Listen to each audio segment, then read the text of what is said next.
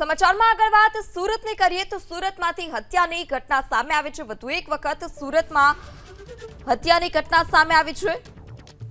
સુરતના પલસાણા તાલુકાના લગ્નમાં નાચવા બાબતે હત્યા થઈ હતી। લગ્નમાં ડીજેના તાલે નાચવા મુદ્દે જોલવા ગામે યુવકની હત્યા કરી દેવામાં આવી। નજીવી બાબત કે ડીજેમાં નાચવા બાબતે હત્યા કરી દેવામાં આવી છે।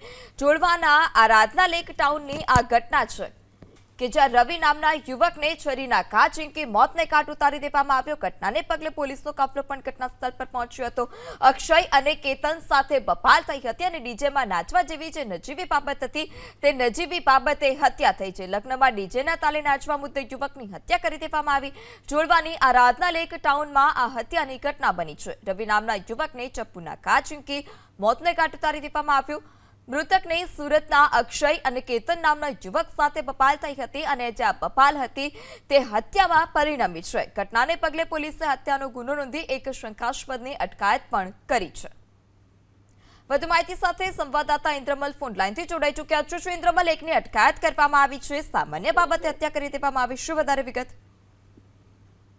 બિલકુલ, હાલ એક શકમન જે છે આખી ઘટનાનો જે હત્યાનો શકમન છે તેની અટકાયત કરવામાં આવી છે। ગઈકાલે રાત્રે પલસાણા તાલુકાનું જે જોલવા ગામ છે ત્યાં ઘટના બની હતી। આરાધના લેક ગાર્ડન છે ત્યાં ઘટના બની હતી અને લગ્નના કાર્યક્રમની અંદર જે ડીજે વાગી રહ્યું હતું, લોકો નાચી રહ્યા હતા, દરમિયાન કોઈ સામાન્ય થઈ હતી અને તે બબાલની અંદર છે ત્યાં રવિ નામનો જે યુવક છે તેને ડીજેની અંદર જ નાચી રહેલા અન્ય એક કોઈ કેતન અને અક્ષય નામ જે હાલ સામે આવ્યા છે, પોલીસ દ્વારા બે નામ આપવામાં આવ્યા છે। આ બંને નામના વ્યક્તિઓ દ્વારા રવિને ચક્કુના ઘા ઝીંકી દેવામાં આવ્યા હતા અને સારવાર મળે પહેલા જ રવિનું છે તે ઘટના સ્થળે જ મોત નીપજી ચૂક્યું હતું।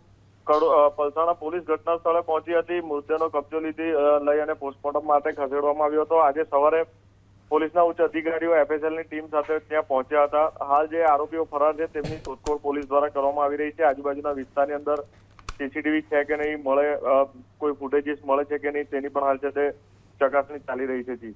જી ઇન્દ્રમલ, સમગ્ર માહિતી બદલ આભાર।